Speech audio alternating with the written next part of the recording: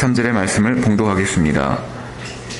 오순절 날이 이미 이름에 그들이 다 같이 한 곳에 모였더니 호련히 하늘로부터 급하고 강한 바람 같은 소리가 있어 그들이 앉은 온 집에 가득하며 마치 불의 혀처럼 갈라지는 것들이 그들에게 보여 각 사람 위에 하나씩 임하여 있더니 그들이 다 성령의 충만함을 받고 성령이 말하게 하심을 따라 다른 언어들로 말하기를 시작하니라. 그때에 경건한 유대인들이 천하 각국으로부터 와서 예루살렘에 머물러 있더니 이 소리가 나매 큰 무리가 모여 각각 자기의 방언으로 제자들이 말하는 것을 듣고 소동하여 다 놀라 신기하게 여겨 이르되 보라, 이 말하는 사람들이 다 갈릴리 사람이 아니냐. 우리가 우리 각 사람이 난 곳 방언으로 듣게 되는 것이 어찌 됨이냐. 우리는 바리새인과 메대인과 엘람인과 또 메소포타미아, 유대와 갑바도기아, 본도와 아시아, 부르기아와 밤빌리아, 애국과 및 구레네에 가까운 리비아, 여러 지방에 사는 사람들과 로마로부터 온 나그네, 곧 유대인과 유대교회에 들어온 사람들과 그레데인과 아라비아인들이라. 우리가 다 우리의 각 언어로 하나님의 큰 일을 말함을 듣는도다 하고 다 놀라며 당황하여 서로 이르되 이 어찌 된 일이냐 하며 또 어떤 이들은 조롱하여 이르되 그들이 새 술에 취하였다 하더라. 아멘. 이 시간 이 시대의 방언이라는 제목으로 담임 목사님 말씀 전하실 때 큰 은혜 받으시기 바랍니다.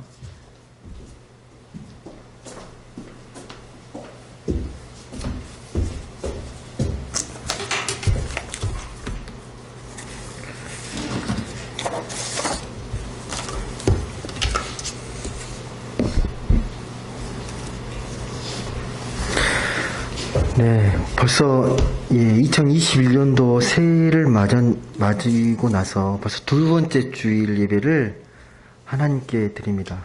또 어느덧 우리가 한 주 한 주 예배 드리다 보면 한 해가 또 훅 가 있을 겁니다. 매 순간순간 하나님이 우리에게 주신 그 은혜의 순간들을 잘 섬세하게 기억하고 그 말씀대로 우리가 잘 살아가는 그런 복된 삶이 되면 좋겠습니다.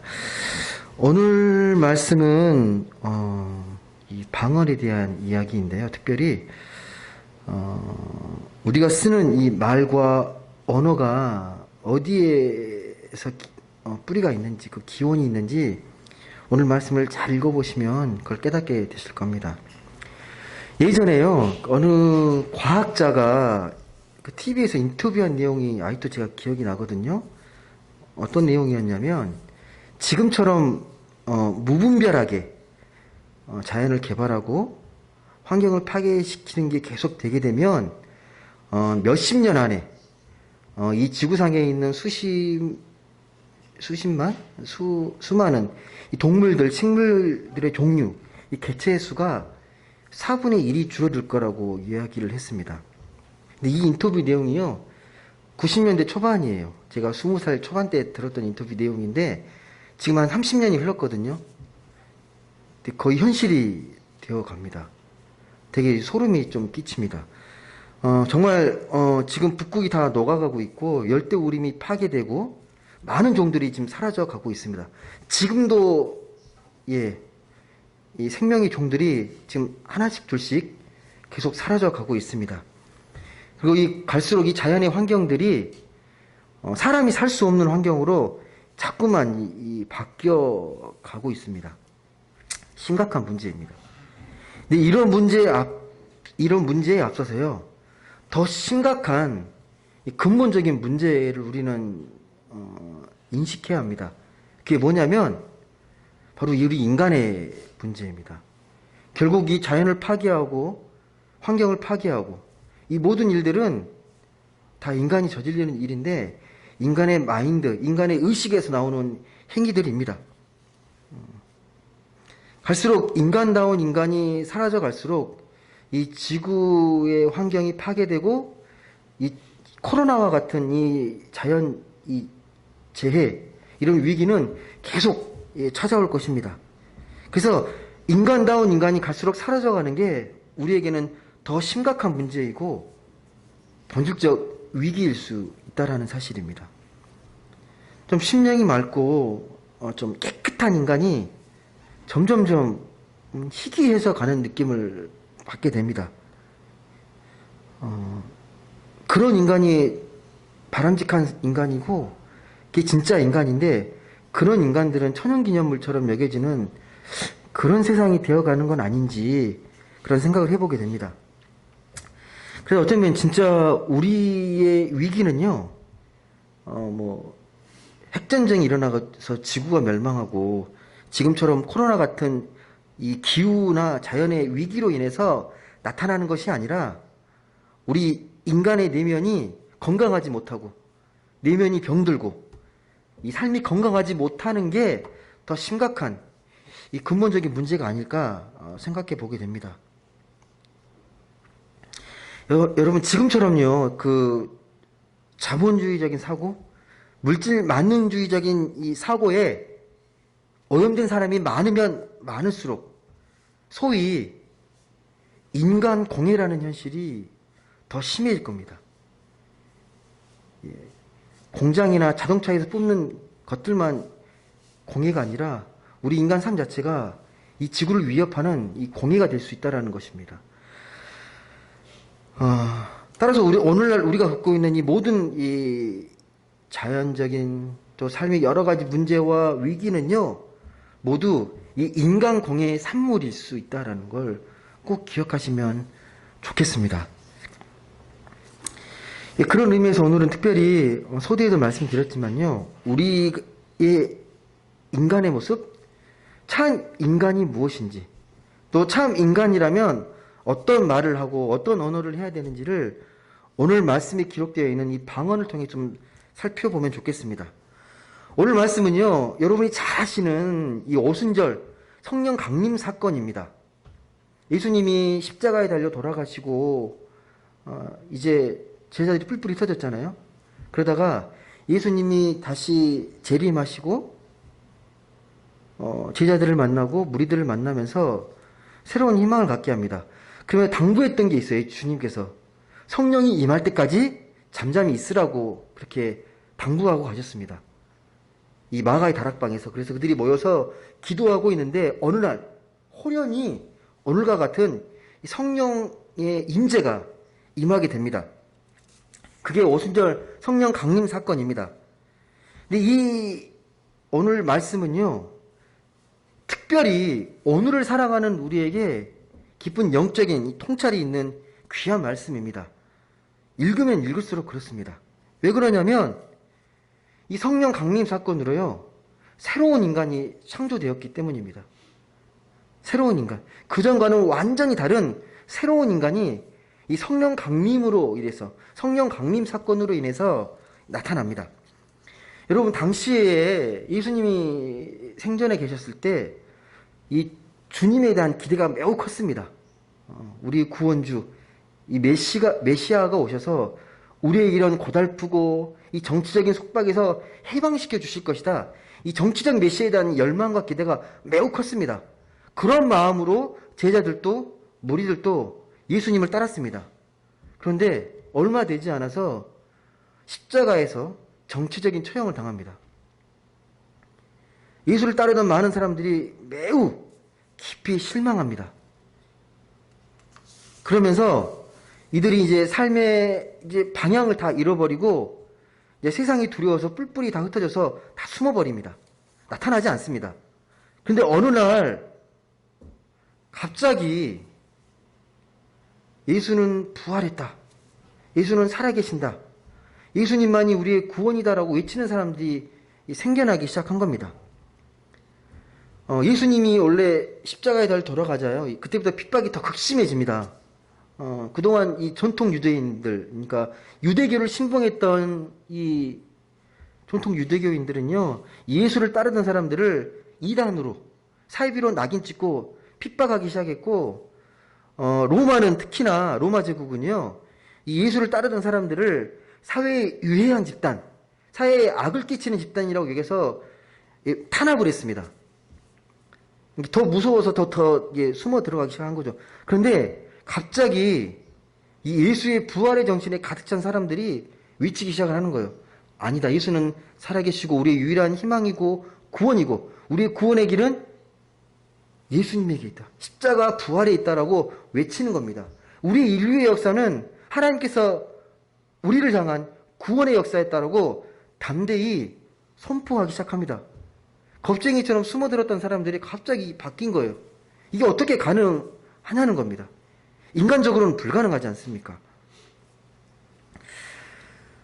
그래서요, 많은 성서학자들이 이 오순절 이 성령 강림 사건을요, 교회의 시작으로 봅니다. 이때부터 부활의 정신이 살아나기 시작했고, 교회가 생겨났다고 생각했기 때문에 이 오순절 성령 강림 사건을 교회의 시작. 그럼 교회는 무엇하는 곳이냐? 교회는 성령으로 새롭게 탄생하는 인간들을 잉태하는 곳.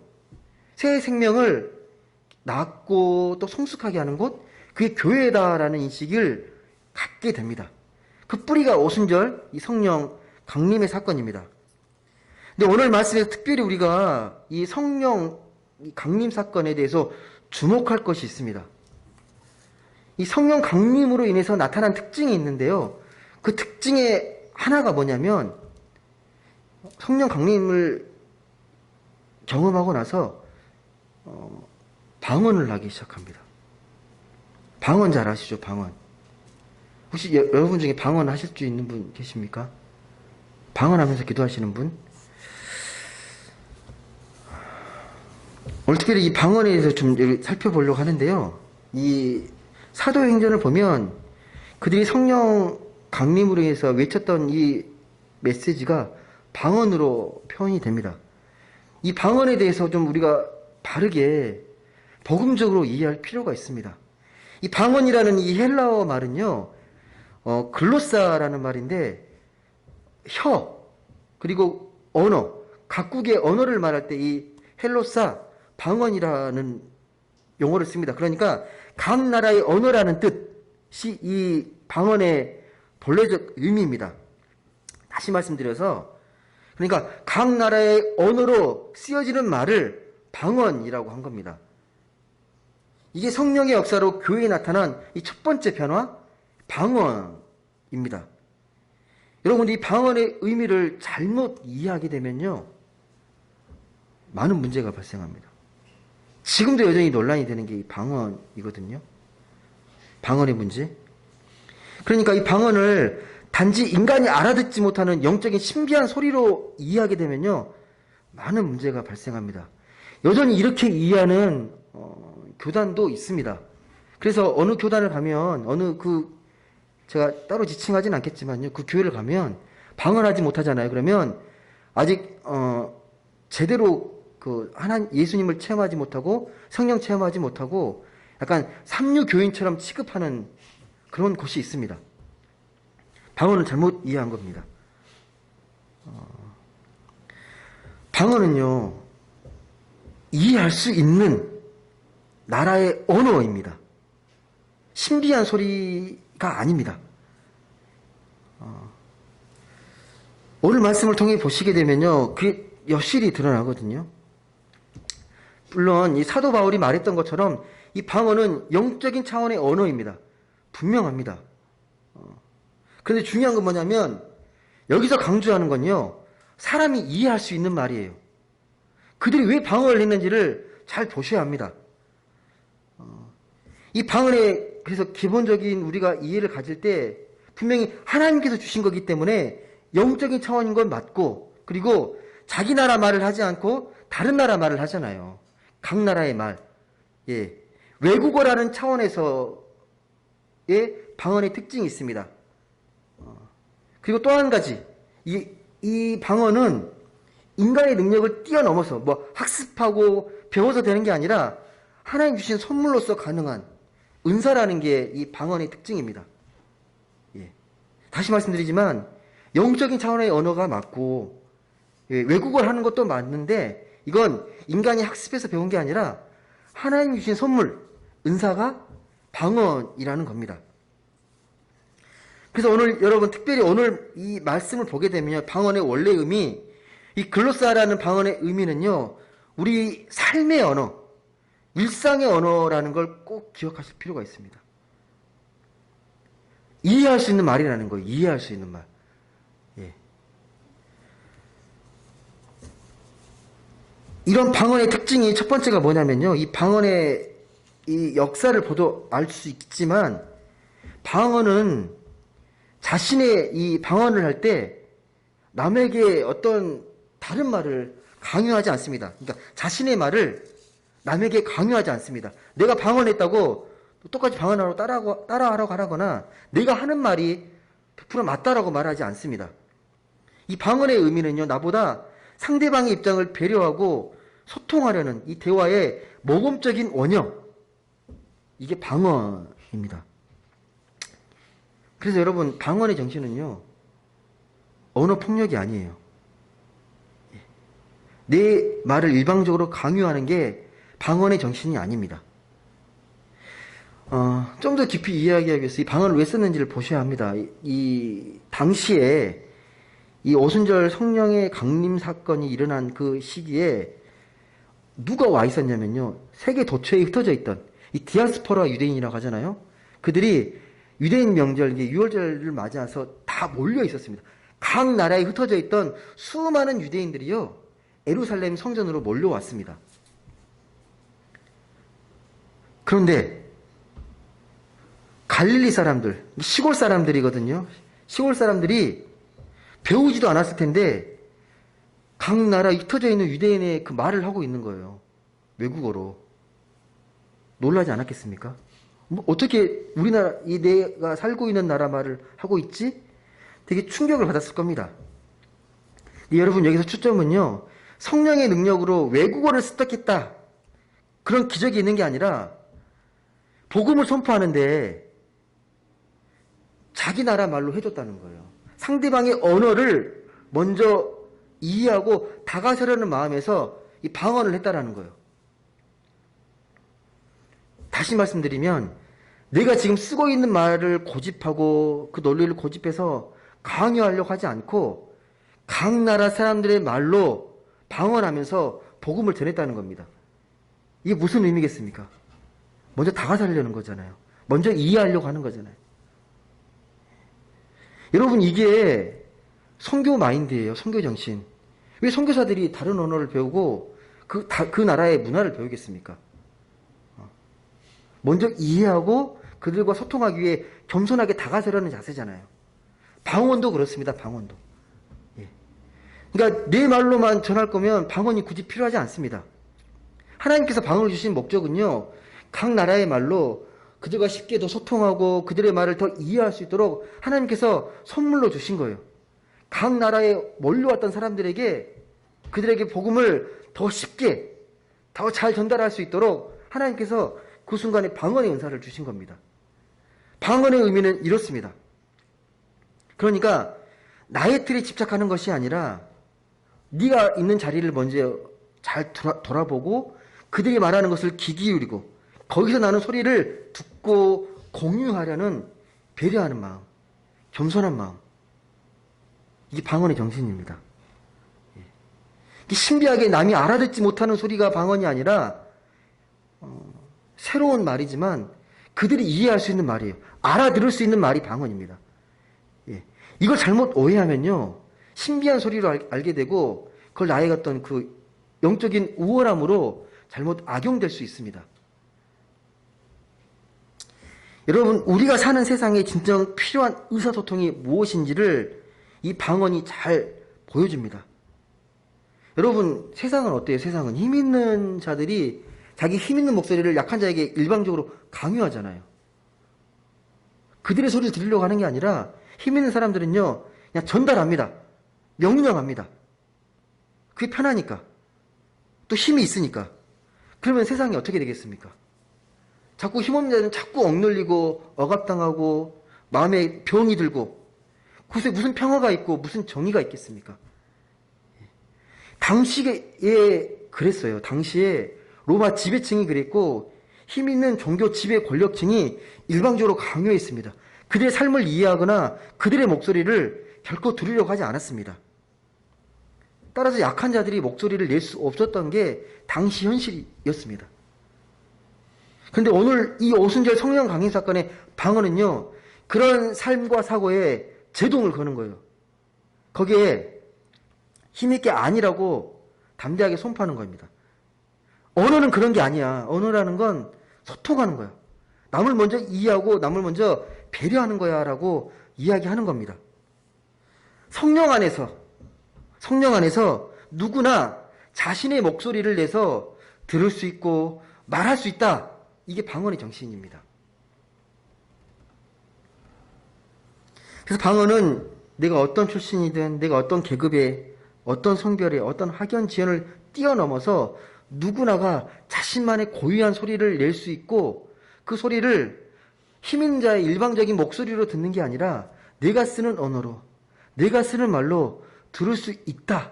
이게 바로 이 방언의 정신임을 우리는 기억해야 합니다.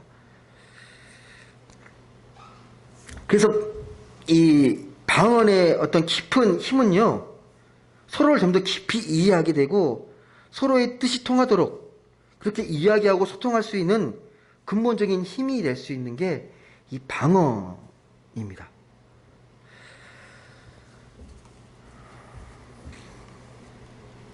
다시 말씀드리지만 우리가 이 살아가는 세상 속에서요, 진정한 의미 있는 새로운 변화의 시작은요, 내 소리와 내 삶의 틀이 아니라 다른 사람들의 삶을 담아내고 있는 그들의 언어를 존중하고 포용하는 것에서 시작이 됩니다.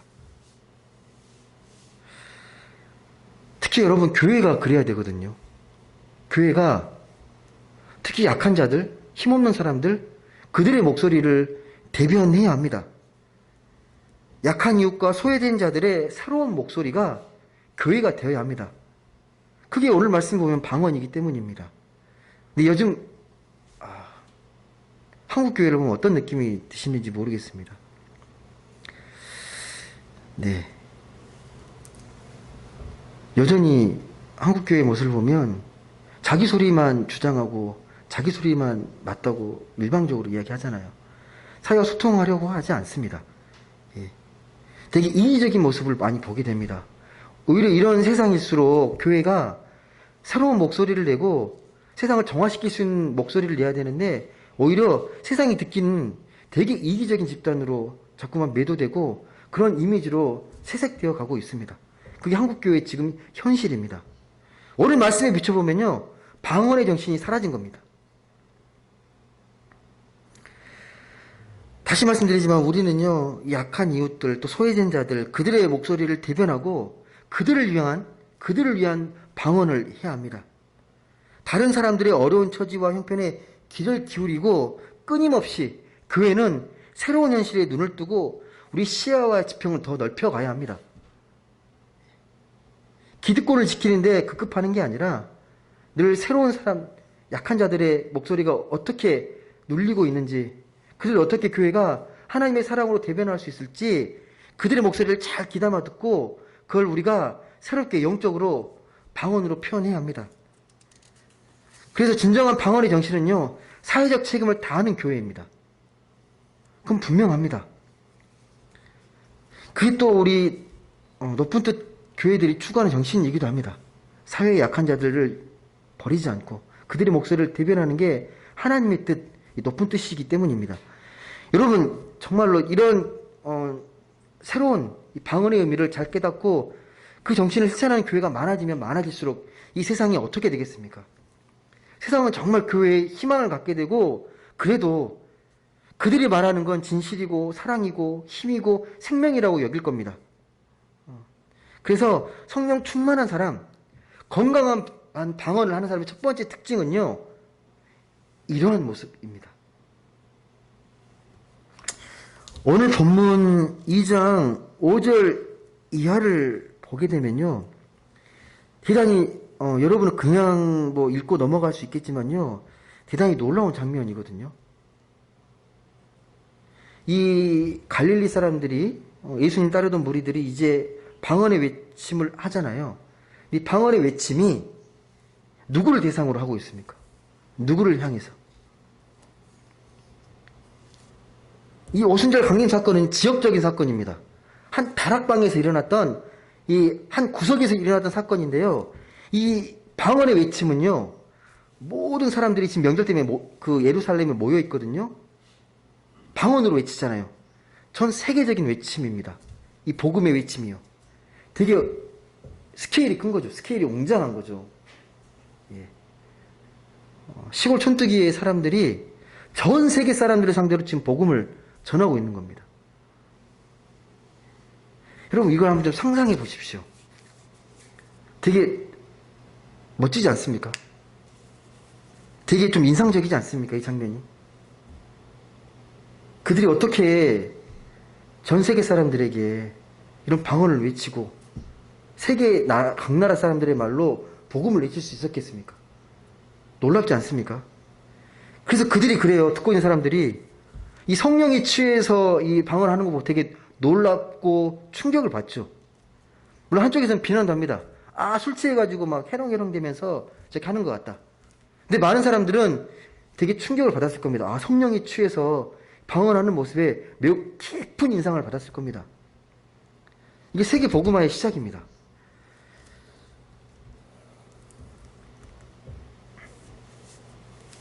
여러분, 그런데 이들이 그냥 자기 나라 말로 복음을 전해도 되는데 왜 이 방언으로 이 복음을 외쳤겠습니까?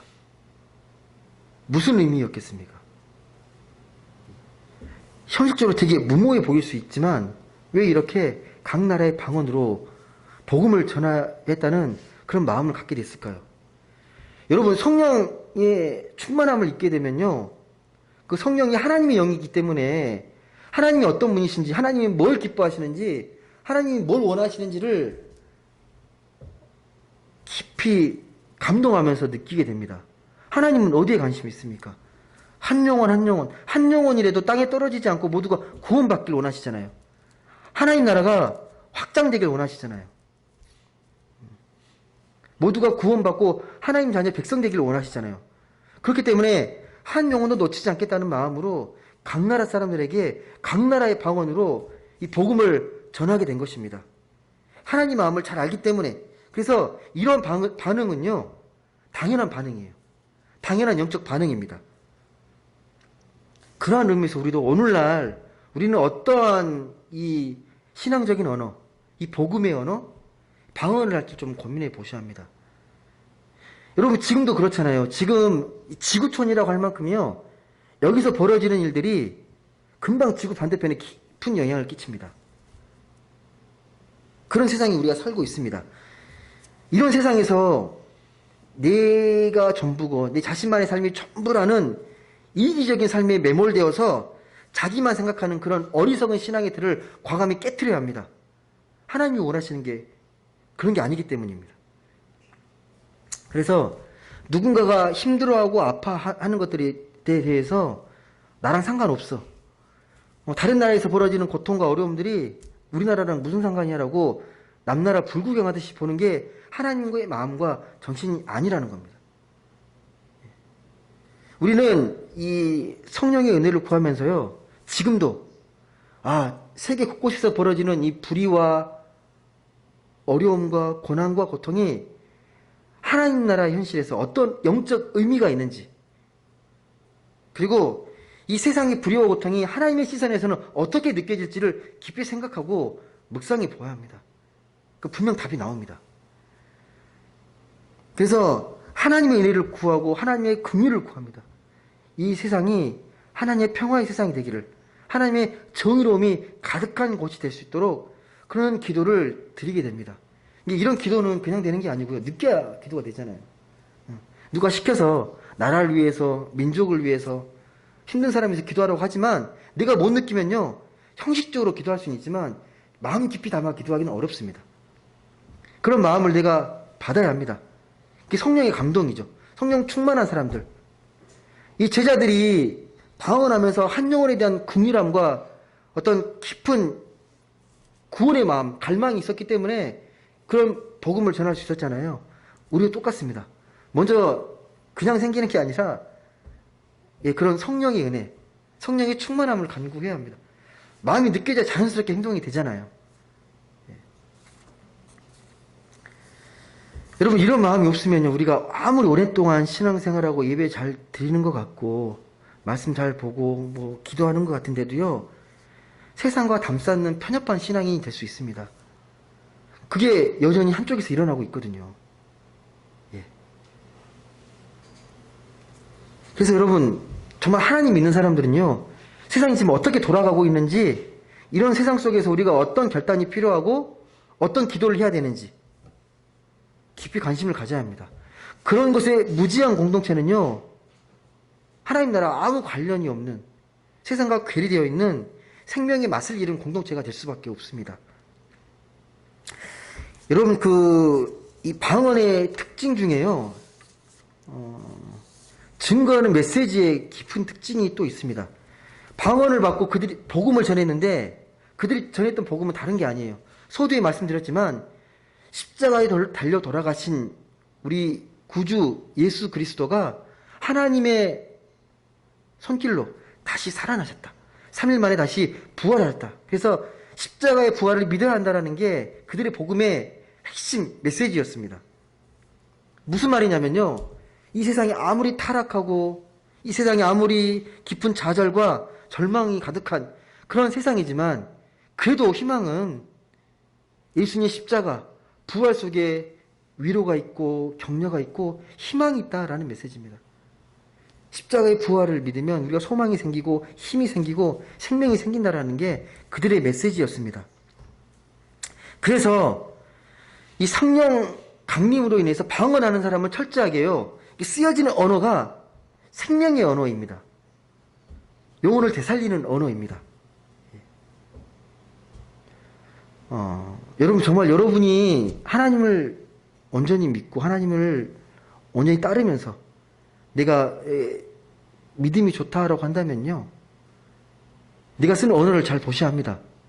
네가 쓰는 언어, 사람을 살리는 언어인지 사람에게 자꾸 위축시키고 핀잔을 주고 정죄하는 언어인지 잘 보셔야 합니다. 예, 성령 충만한 사람의 특징이 이 방언인데, 방언은요 생명의 언어입니다. 사람을 살리려고 하는 언어예요. 예.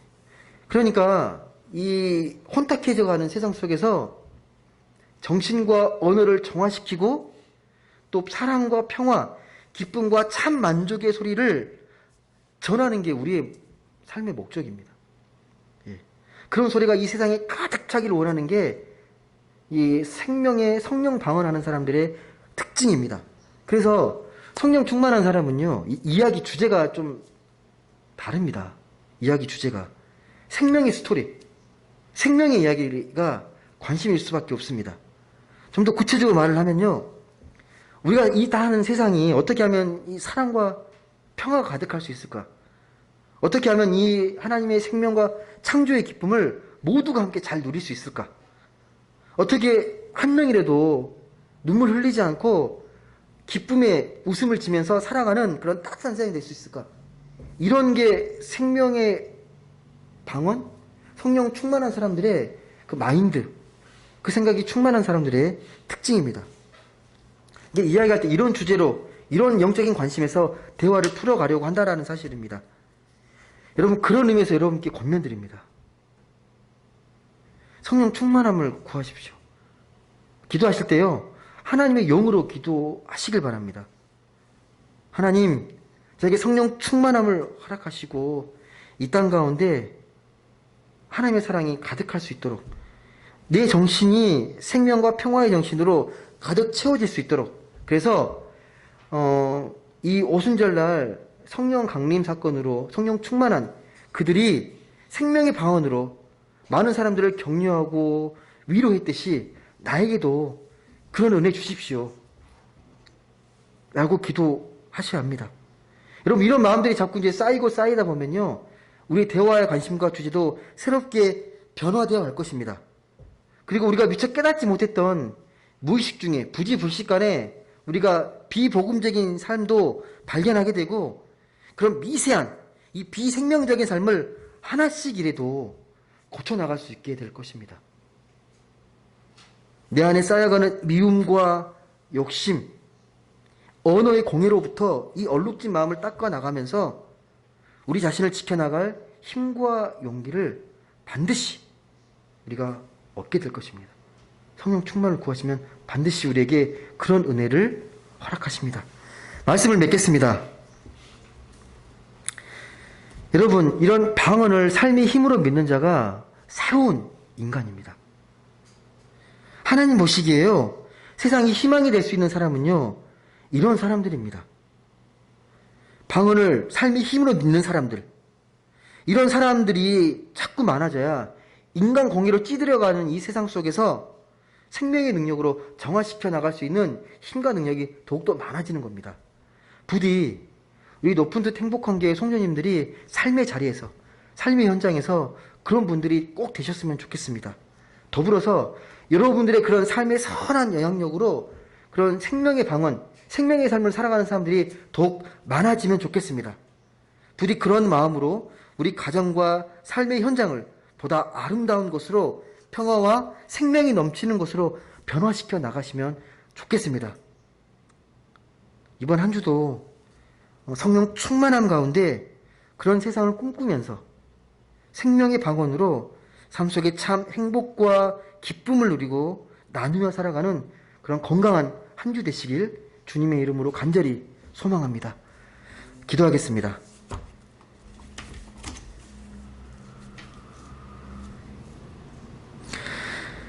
사랑의 하나님, 감사합니다.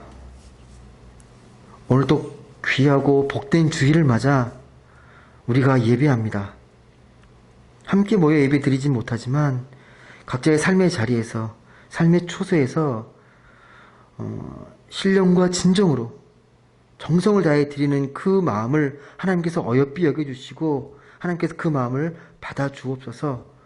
우리가 있는 삶의 가정과 삶의 자리와 삶의 현장을 다시금 되돌아봅니다.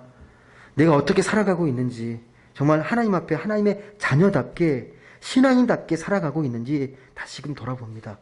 오늘 말씀처럼 생명의 방언을 할 수 있는 우리 모두가 되게 하여 주옵소서. 그 생명의 언어로 세상을 살리고 회복하고 격려하고 위로할 줄 아는 우리 모두가 되게 하여 주옵소서. 그래서 인간적으로는 불가능해 보이고 무모해 보일지 모르겠지만 나의 작은 이 생명의 언어로 인해서 세상이 더욱더 밝아지고 아름다워지고 더욱더 생명이 있는 곳으로 변화되는 그런 꿈을 꾸며 살아가는 우리 모두가 되게 하여 주옵소서. 감사드리며 사랑이 많으신 예수님의 이름으로 기도드립니다. 아멘.